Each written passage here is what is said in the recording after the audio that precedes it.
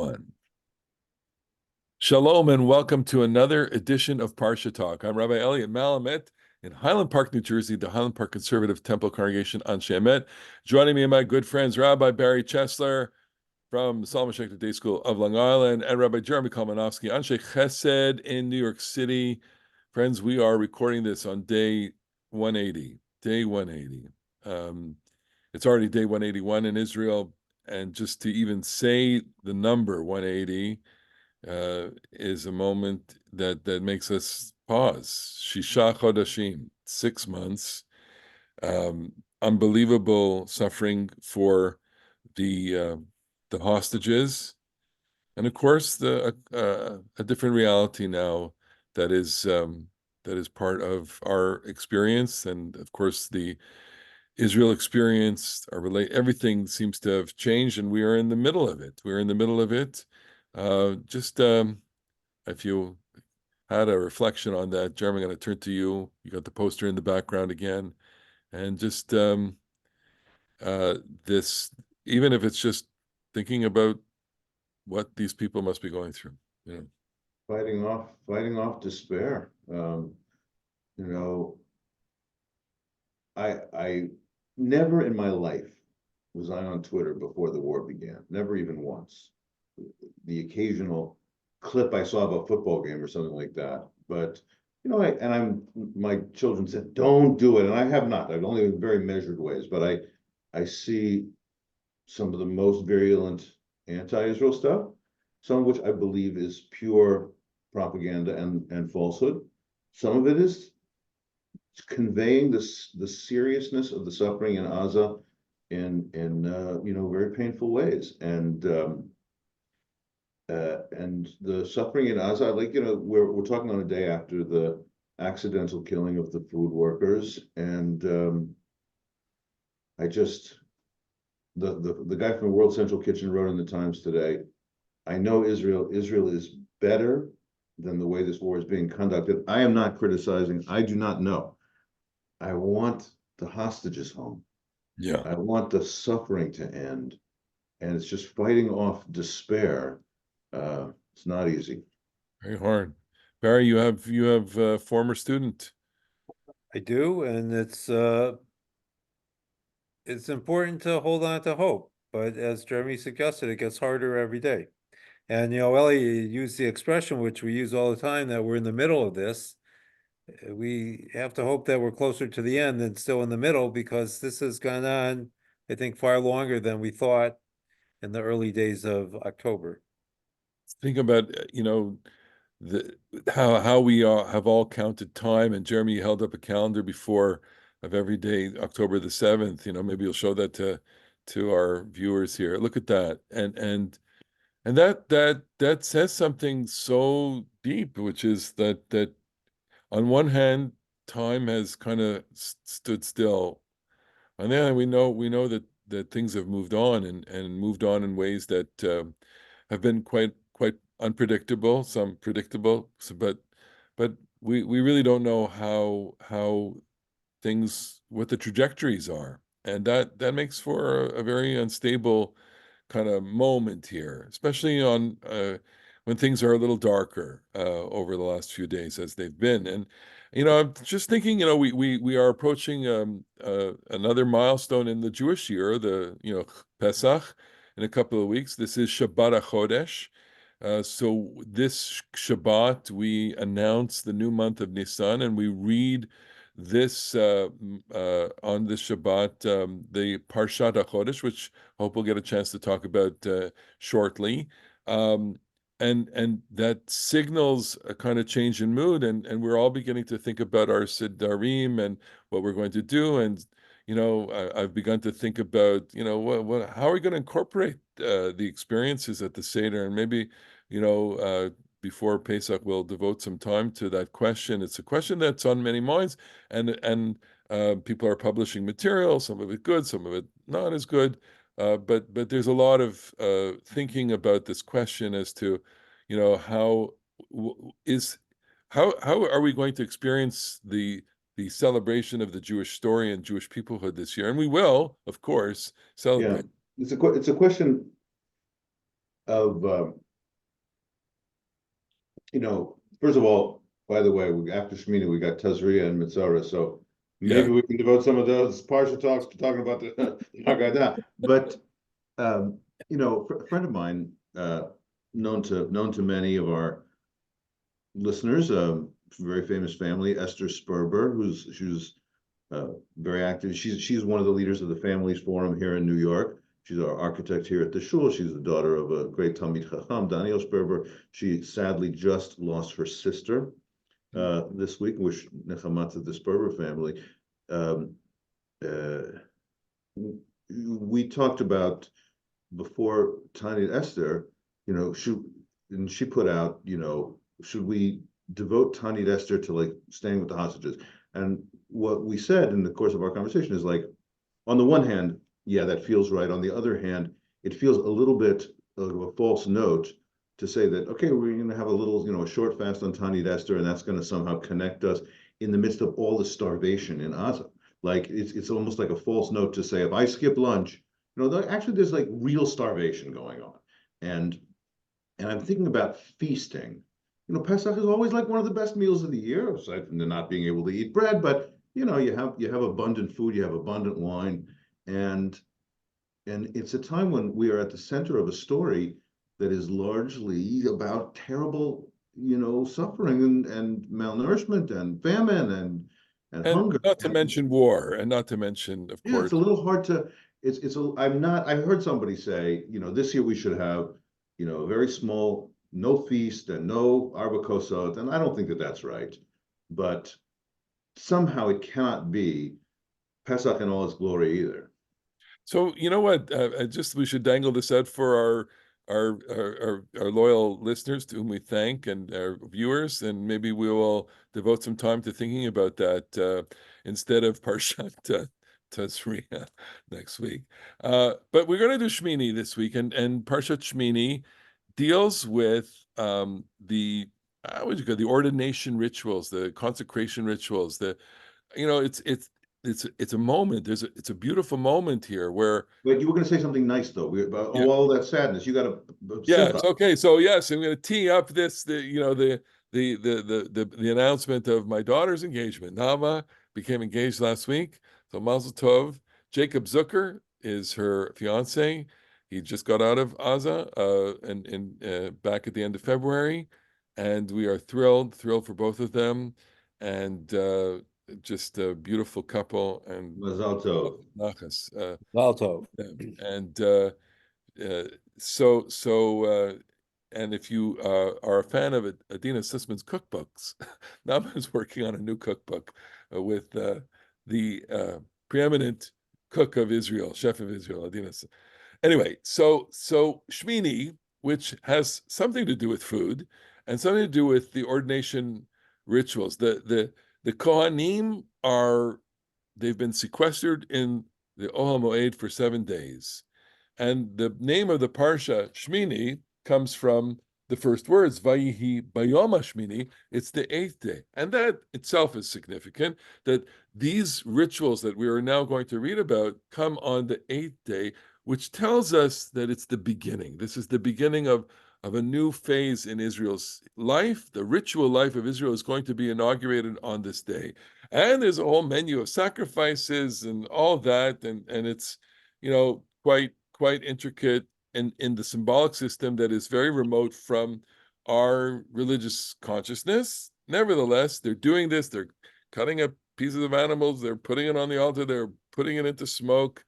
And let's just talk about a moment of blessing, the moment of blessing that comes when everything is complete. First, you have Aaron's blessing, which is at the end of chapter 9, verse 23, verse 22, Vayisa Aaron et yadav el ha'am vayivarchem. He blesses them by lifting up his hands. Now, does he lift it this way? Does he do it this way? Does he do it this way? I mean, these are all great questions, okay? In the Bible, lifting hands is a prayer gesture, and we have it only in our life with Birkat HaKohanim still. Right, but the Birkat Kohanim is this way, okay? V'samu et shmi, place, And the prayer gesture is this way, okay? I don't know if that's correct. Okay, maybe, unless you do this. And it is actually, that is the origin of the touchdown signal too, which is that. Right, of course. Okay.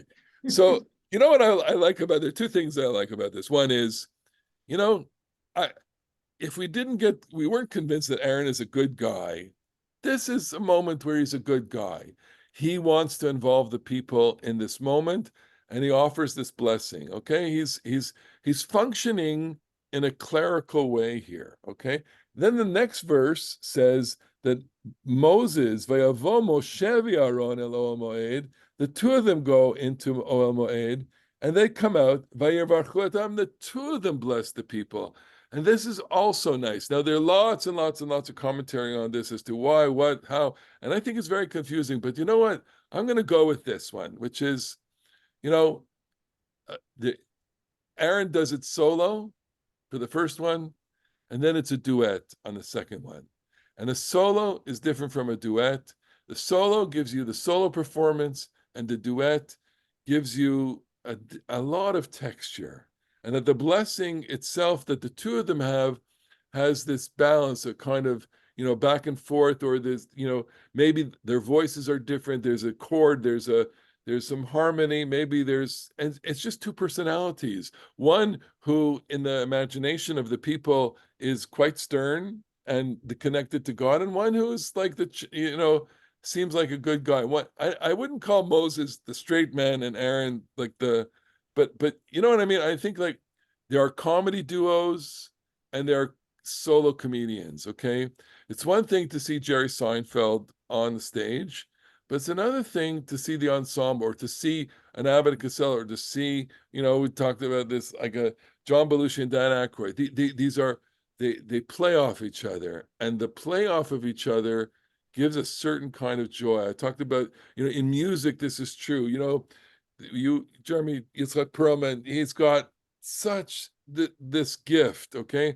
And the gift is just compounded, or it comes out in a different way when there's someone else there, and the music becomes something just absolutely gorgeous. And so I think what we have here is, at the very least, a gorgeous moment of two brothers who are together in a mission, and they're conveying to the people, we're together in this, we're a team.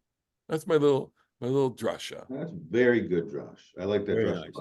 a lot. And it's true about comedy, it's true about music, it's both Simon and Garfunkel. But No, yes, of course. but I would also say that, you know, because you brought up the different characters of Moshe and Aaron, there's a passage in the Gemara in Sanhedrin that says, Moshe is Yikov Hadin et Hahar. Let the law pierce the mountain. I don't care. It's his personality is, I'm going to tell you the truth and what's right, and let the chips fall where they may. And Aaron is, this is the famous passage that he said, he's a peacemaker. He's Ohev Shalom, Rodef Shalom. He helps people get together when they've been alienated. He'll even, you know, sand off the edges of the truth to tell a helpful white lie to bring people together.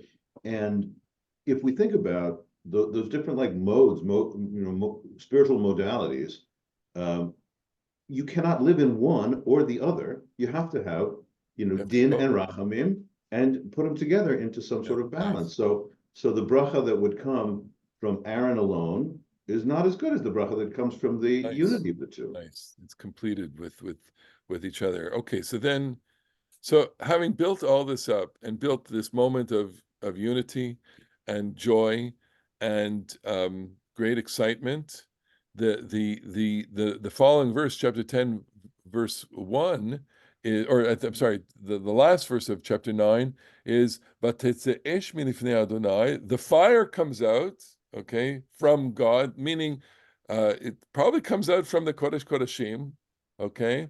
The fire comes out, Vatetzeh minifnei Adonai, vatochal al hamizbech. The fire consumes everything that's on the altar, and there's a lot of meat and other parts of animals on the altar. Et ha'olah ve'et ha'chalavim, the burnt offering and the suet offerings.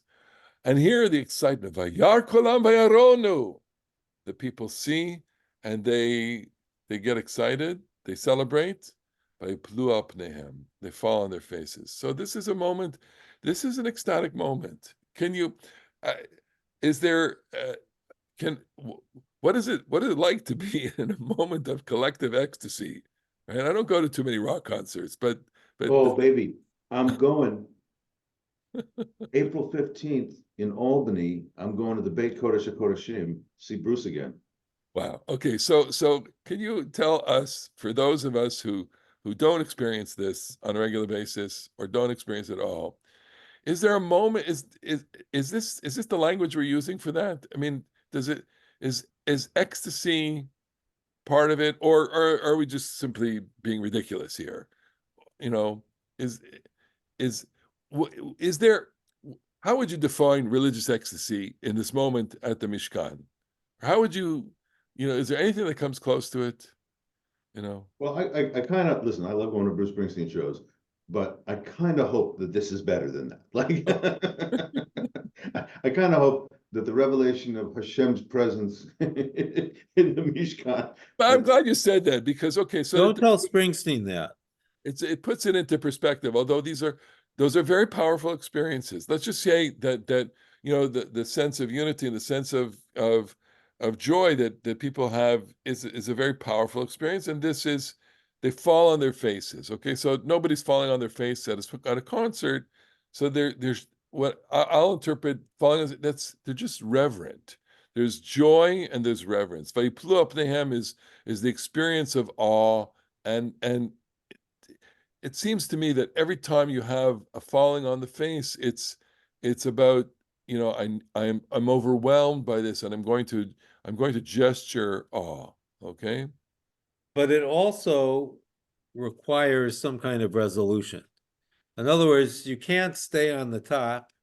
You have to switch metaphors, come down a little bit from the mountain, and that okay, doesn't quite happen here. all right. So well, something completely awry happens here, which is that there's a catastrophe. I don't know that it's completely awry. I think that it's unexpected, Okay, but on the other hand, it also makes sense, I think, if we depending on how we understand what Nadav and Avihu actually do. is it a resolution? So here, let's explain. Then they bring in So what's the called fire Eish comes Haradus. down, Yeah. and the people fall on their faces, and I think they're waiting for something to happen, something to let them know that the moment has passed. Because when you have these peak moments, you need to know that they're over. You don't know that they're over while you're in the midst of them. Bimshoch HaYovel, in Exodus, 19 and 20, God comes down on the mountain, says nobody can touch the mountain. And then when the horn is blown, then you know it's over. And it's exactly what you're saying. It's now to normal time again. The ecstatic thing, I mean, I totally think, as per what I said before, like you need Aaron the peacemaker and Moshe the demanding legalist. You need strength to get through the what's the line in Moby Dick that are the dark, damp November in my soul. That's part of the religious repertoire that you need something to just bear on when life is just ordinary. But part of what you get, well, part of what gets you through that is you had certain moments where you say, yes, this is just all before me. It's joyful, it's affirmative, and it's unstable. And the ecstatic delight can't be all of life. They have to have sometimes, because that affirms that your path can sometimes really open up things that you've never seen before and never experienced before, and you walk away. William James in the varieties of religious experiences, the thing about mystical experience is that people always walk away saying, I know something now about the world that I didn't know before. You have to have those experiences, but they are unstable. And Nadav and Avihu perhaps represent the instability. So I want to suggest they do something a little bit differently, that rather than coming down off the metaphorical mountain, they want to go back up. So what do? They Vayechu v'nei Aaron Nadav v'Avihu ish machtato The two of the sons of Aaron, Nadav and Avihu, each of them takes their fire pan, their censer, vayinu bahen eish, and they put a fire in it, vayasimu laha katoret, and add some incense, vayakrivu lefnei Adonai eish sarah, asher lo tzivautam. And they bring this fire pan into the Kodesh, the holy, to place it on the Mizbeach HaKatoret, the incense altar that is just before the Parochet, which is the entrance into the Kodesh HaKodeshim. And this is something that God did not command them to do. And I think there are grounds for understanding that Nadav and Avihu wanted to do something extra, not necessarily something that was forbidden, because they were not ready to come off their high. They had reached the peak and they wanted to stay there. And in fact, what ensues is a lesson that you can't. That peak moments are peak moments. They're not peak periods of time. Right. And so by offering the Eish Zara, the foreign fire, they're either performing something out of their own exuberance, they're stepping outside of a boundary of prescribed ingredients of the sacred incense. They're adding to it. They're doing something that's They want to join their fire, which is the Eish Sarah, not God's fire, with God's fire. right. And in fact, what happens? They are burned. They're burned. So the fire overwhelms them. And this is a catastrophe. You know, before as you were talking, I was thinking, you know, the instability of peak moments. You know, and the first thing that came to mind is the Challenger disaster, where you had people standing at the platform, looking at the and with exuberance, they were cheering, and then it exploded. And as it exploded, nobody knew what happened. Of course, people on the ground, the mission control, kind of knew. And then in the understatement of all understatements, it was, Houston, we have a major malfunction, right? Wow. That was Apollo 13, but Oh, wait. Houston, we have a problem. Yeah. Houston, we have a problem. And sorry, was Apollo 13? I'm sorry. Oh my Yeah. God. My canonical quotes are Houston, we have It's a a problem. different canon. Okay. And then it was for the Challenger, it was, we have a major malfunction. And of course it was the total destruction of it. And nobody knew in the instant what happened, but that instability was expressed by the awe and the shock of the people, you know, watching. And of course, many of us were watching it on television as it was happening. And of course, saw the replays over and over and over and over again over those few days. And the point is, yeah, it's an unstable moment. And the unstable moment here is resolved in a catastrophic way, just like, as you said, it was resolved in a catastrophic way at Har Sinai with the golden calf. Okay. And so what ensues then is a very difficult, you know, conversation, dialogue, you know, exchange of words between Moses and Aaron, because Moses sees that there's a crisis, you know, a major malfunction here, but he still wants to complete the act. Vayomer Moshe Aaron, hu asher diber Adonai lemor bikrovai Hachodesh. I don't have my translation in front of me, and these are very difficult words to translate. And so I'm going to cue you up. Any one of you who has this. Okay, so in the older the old new JPS translation, that Moses said to Aaron, this is what the Lord meant when he said, through those near to me, I show myself holy and gain glory before all the people. And then it says, Vayidom Aaron, and Aaron kept silent. And so we're you know, even reading that, you got to go like, what are you saying, Moses? How can you be saying this? You know, this catastrophe has happened here, and you're worried about, you know, the intricacies of the ritual here. Is that what's going on here? Is he worried about just fulfilling the letter of this? Is he worried that the sanctuary has now been defiled by the presence of the corpses? And Aaron, it's too much for Aaron. And you know, we do, you know, use this text to sometimes articulate just the impossibility of a moment of catastrophe and trying to relate to it. But there's more going on here, obviously. So I don't often quote Ramban, Nachmanides, But I think his interpretation of Vayidom Aharon rings clearest for me.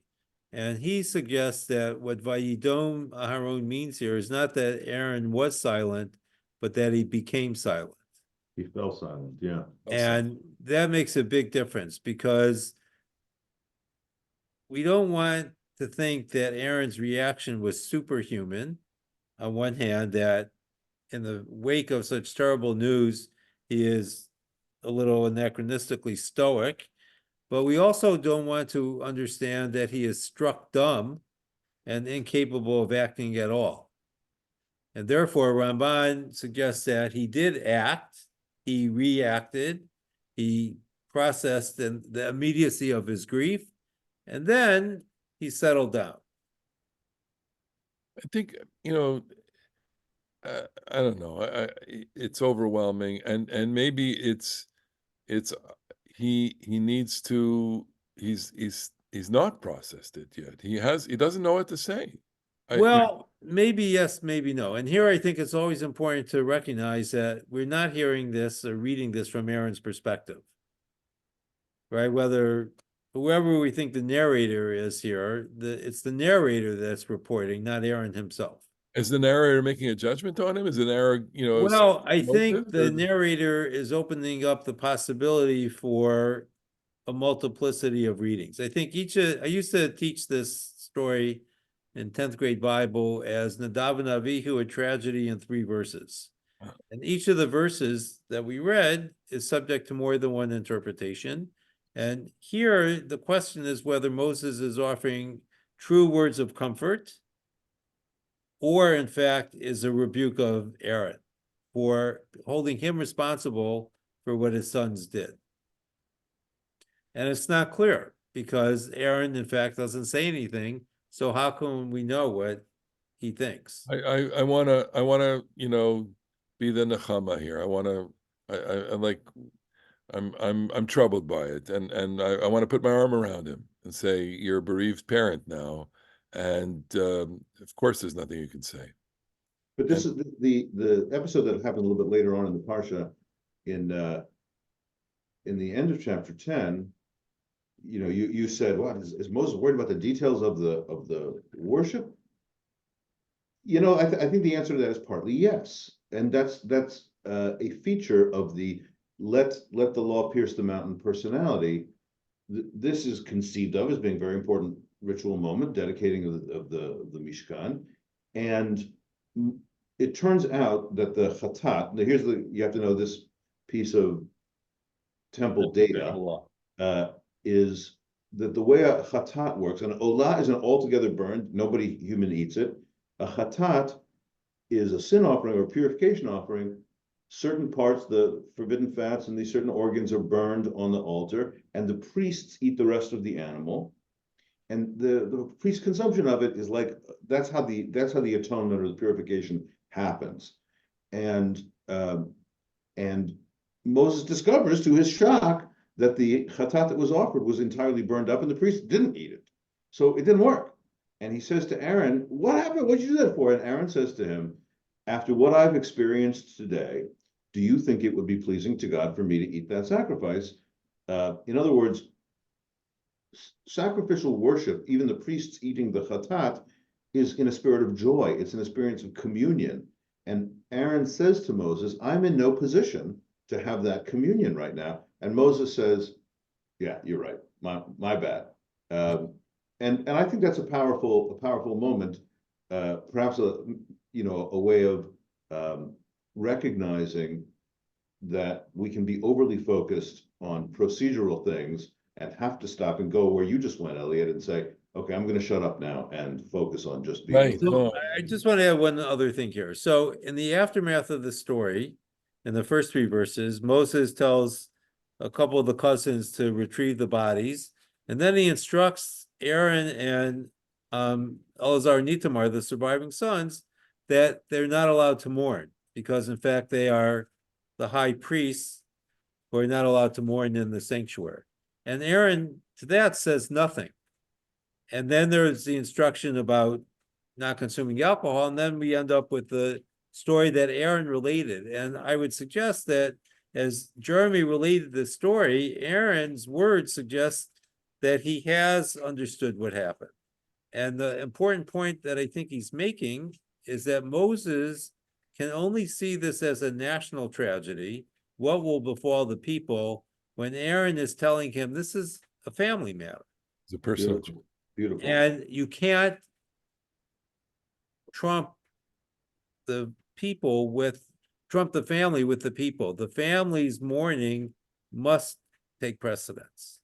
Okay, I'm looking at the clock, and I know we're heading out of time, but we got to devote a couple of words to Hachodesh, because at least this is the death of Nadav and Avihu and the catastrophe that happens is a very serious topic, and of course it takes us in different places. But let's take a few seconds, minutes maybe, to talk about Hachodesh, which let's start off with the word family. That Hachodesh, chapter 12 of the book of Exodus, is now the first commandment is the first set of instructions for preparing the Passover offering in the family home. And I always like to point out that that this is about everybody. V'chulahem ish se levet avot se labayit. Chapter 12, verse 3 in the book of Exodus. Everybody's supposed to take a sheep for their household, se labayit.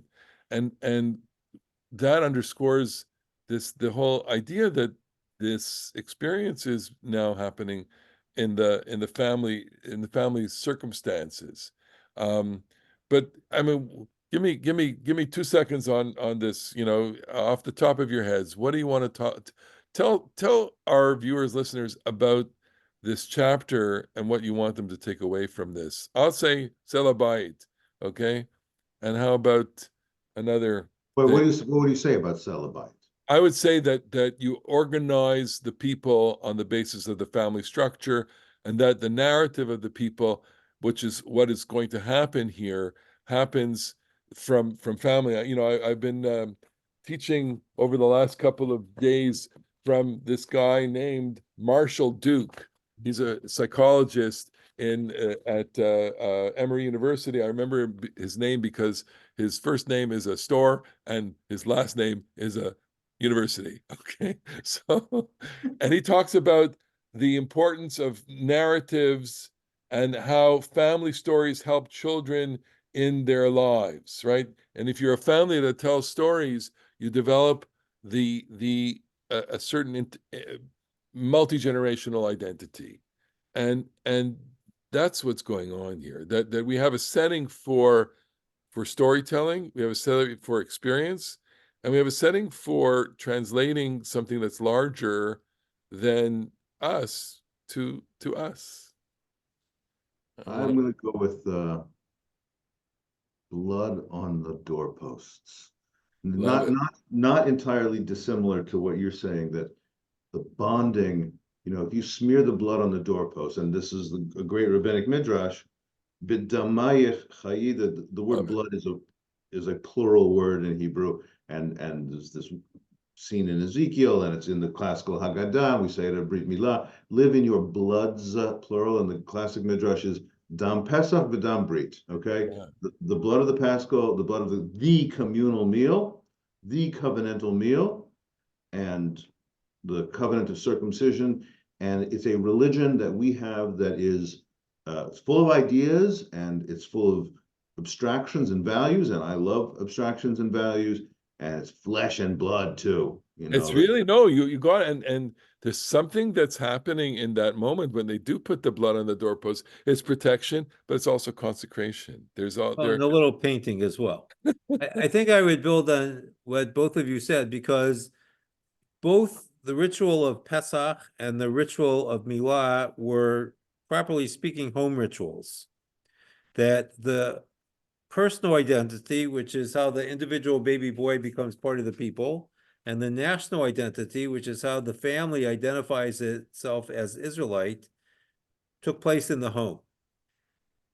I think that in 2024, when we observe the Jewish community as a whole, we see that most people, whatever their level of observance, will do something on the Monday night of the first Seder in their home or in the home of someone that means something a great deal to them. And the whole temple ritual that goes with Pesach kind of has been replaced by the Seder and the telling of the story of in the Haggadah. And I find that so instructive because for the rabbis, the temple loomed large in their imagination. And as we know, most of Mishnah Pesachim is about the temple sacrifice. But in the lived memory of the people, Pesach has to be at home. And even if you go away to a hotel, you're eating at your own table with your friends and family. You're not eating, generally speaking, in a large hall of strangers. And, I think it was Tip O'Neill said politics is personal. Well, so is religion. And the way that we create the personal element is by identifying ourselves as people of the covenant and people of belonging to those whom God passed over in Egypt. And so the blood is striking because blood is so precious. We recognize that. And it's precious when it's spilled, but it's also precious when it runs through our veins and arteries and sustains us and the ones we love. Blood is the life. Blood is the dam hu nefesh. Even saying the word home gives us a feeling. If we have a kind of positive relationship to home, it ought to give us comfort. And I think that's a good place to bring put a bow on the conversation of Shmini and Hachodesh, that we have a moment of catastrophe, but we have also we're touching important themes here, and we want to leave the people with us, viewers, listeners, with comfort in complicated days, during complicated time. The Torah is a source of comfort, and the Torah will that as we begin to think about our experience of Passover this year, let it bring comfort. Let it bring comfort to each individual family, and let it bring comfort to the family of Klal Yisrael, of the Jewish people. And we hope to be able to discuss some of these themes and how to make our Passovers meaningful this year in a future, maybe even next week on the next edition of Parasha Talk. Thank you so much for joining us, everyone. Thanks for being here. Shabbat Shalom. Shabbat Shalom.